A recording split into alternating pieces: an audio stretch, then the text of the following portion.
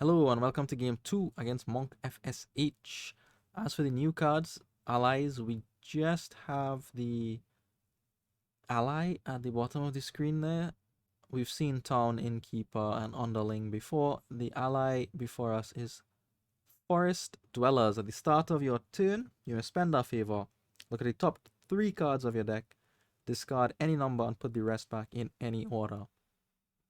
Seems strong, seems worth picking up a few allies for.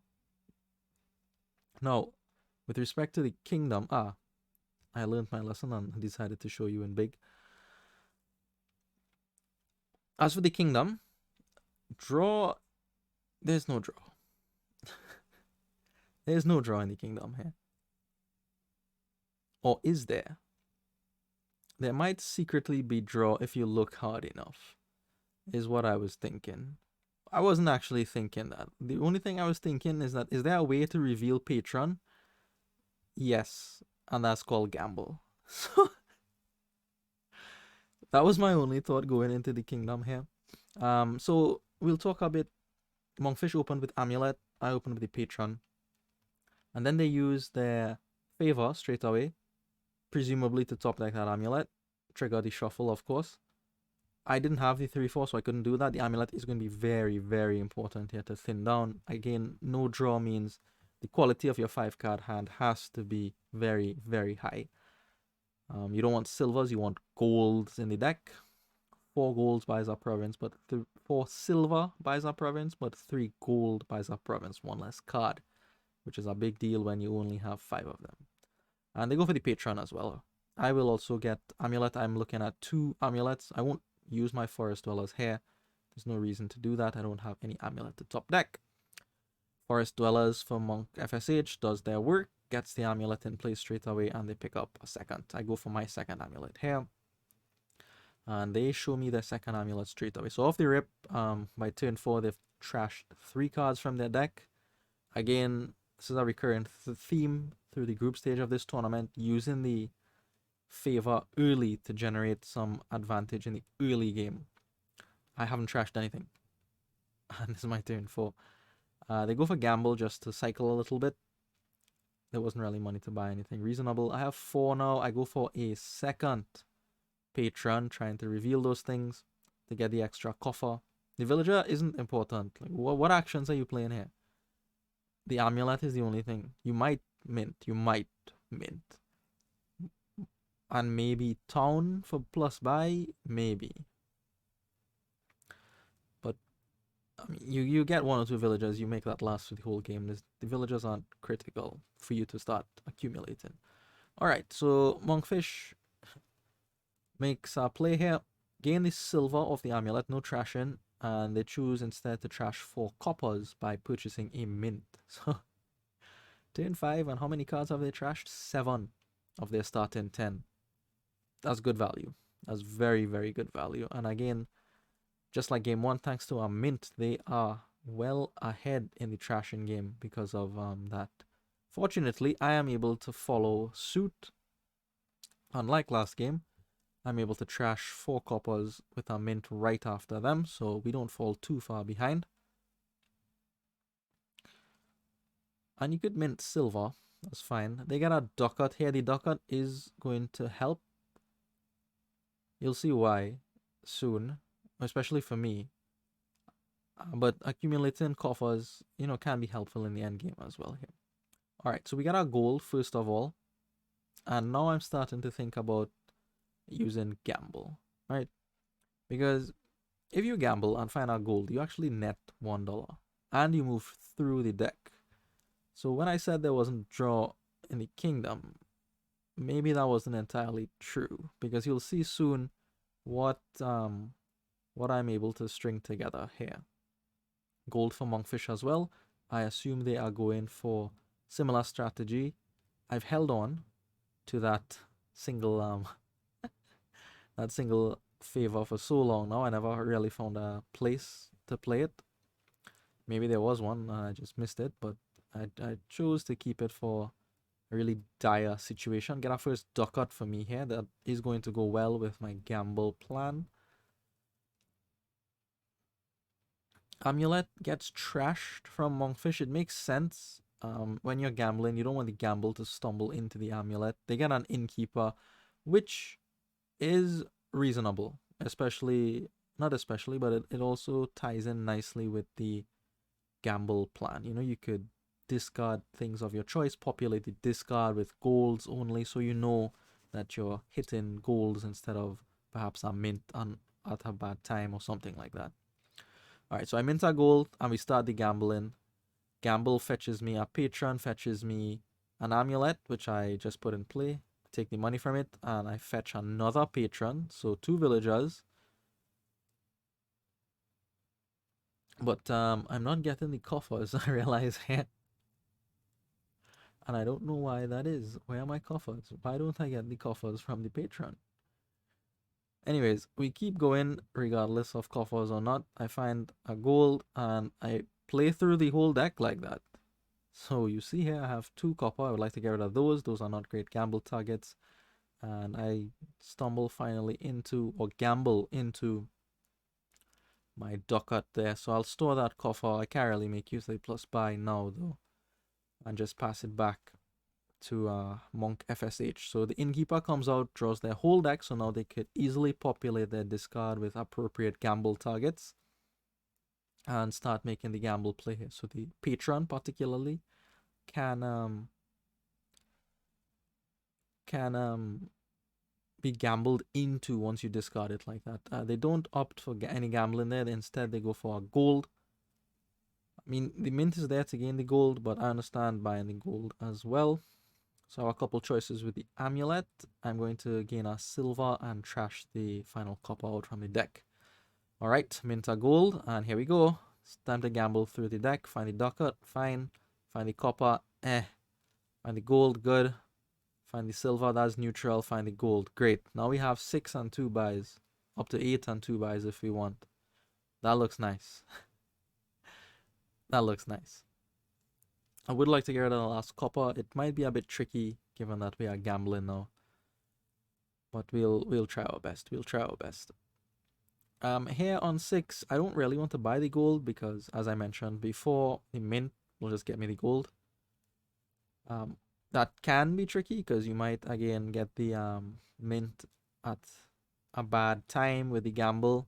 But I decide, you know what?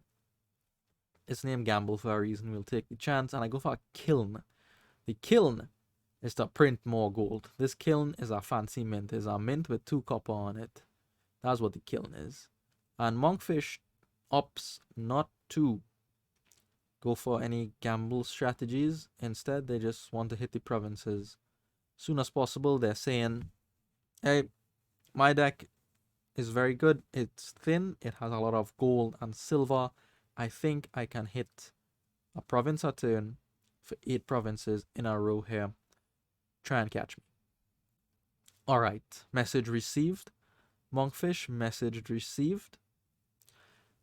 Luckily, I do find both amulets, not both, but an amulet with the copper here. I don't end up trashing it because I figured I need some money to gamble. And I would rather trash it with the ducat. So I stop here on the gamble. Why? There's a mint in those 5 cards, and I do not want to find the mint and only have a copper in my hand. I did take the chance with the first few cards, yes, but you know, I have to do something, otherwise I'm not doing anything, if that makes sense. I think about points, I think about gold. In the end here, I decide for the innkeeper as well. I do like the ability to discard, populate my discard appropriately. And the innkeeper can draw a lot of cards and discard, 6 of them. So that could come in handy. All right, back to MunkFSH. Gamble versus no gamble. All right, so the innkeeper comes out. This is a great card too. It'll just cycle back to the golds they have. I think they have 2 or 3 of them, which is fine. Gold, gold, silver does the trick as well as gold, gold, gold. So they are, I would say, well set up to hit province every turn from here. So I have to be careful. I didn't buy a province on that last turn, right? I didn't buy the province on that last turn. So they get a province. They're 2 provinces ahead. Plus they have a coffer set aside, so I need to keep that in mind. We will now just use these amulets to gain silvers. Here's where the villager actually comes into play for me. I want to play both the mint and the kiln at the same time. And luckily, all those revealed patrons do pay off. I have 9. I could buy province here, but you know what? I'm greedy. Time to gamble. Silver is fine. This, I didn't want to see this here.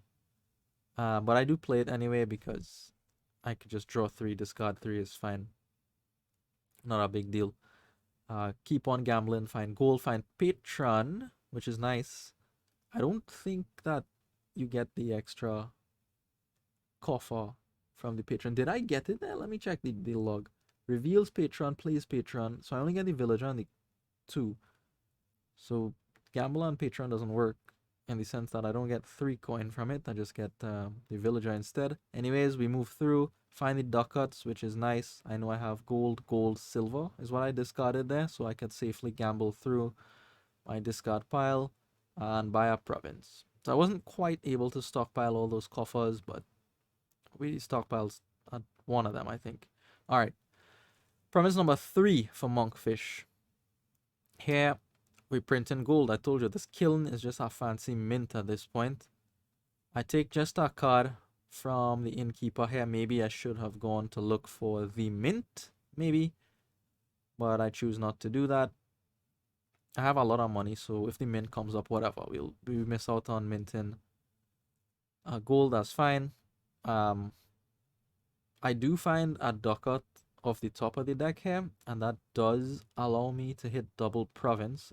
I liquidate all my coffers to do it, but I think I have to do it because MunkFSH deck, FSH's deck looks too good for me to delay on that double province play for much longer. And now I put them in a uncomfortable-ish position. Do you want to take the penultimate province? Do you? And take the risk there? I think they have to because my deck is better. I don't even know if my deck is better. If they start gambling, maybe they could do something similar like Province Estate or Province Duchy. But I'm not entirely certain. And here, finally, after 13 tints, we use our favor. Why? Because I know there's a green card in the top of in my deck, in whatever is left of my deck, and I know there's a mint in whatever is left in the deck. Do not want to gamble into that because here I need to hit that province to at least tie this game up. If not, Monkfish will gobble up that province. I'm almost 100% certain of that. Their deck is good enough to handle that. So we need to guarantee hit that province at minimum. So this is what the favor is for now, to be used in a pinch, and it turns out to be a brilliant use of our favor. We cleared 2 bad cards off the top of the deck here. Again, the silver is neutral. It doesn't matter if I keep it or not. I keep it, you know. Doesn't matter what I do there. Take the money from the amulet. So we have the province. All right. So we stop here. We have the province. We have half a point. If we want the half a point, we could take it. But the theme of this game has been gamble. So you know what? Roll the dice. We know silver is on top, so that doesn't change anything. We still have the province after one solitary gamble. Right, but what is left in the deck? Some gold, I know, but what else is left? Would I miss? Would I miss? Oh, okay. We found 1 gold. If we find 1 more gold, we'll get to Province Estate to win. We already have the buy from the ducat. Do we find it? Do we find it? Yeah, we do. Printing gold like crazy. And we have the win in hand. Well, on the board with Province Estate there. Alright, thank you for watching, and I'll see you in the next one.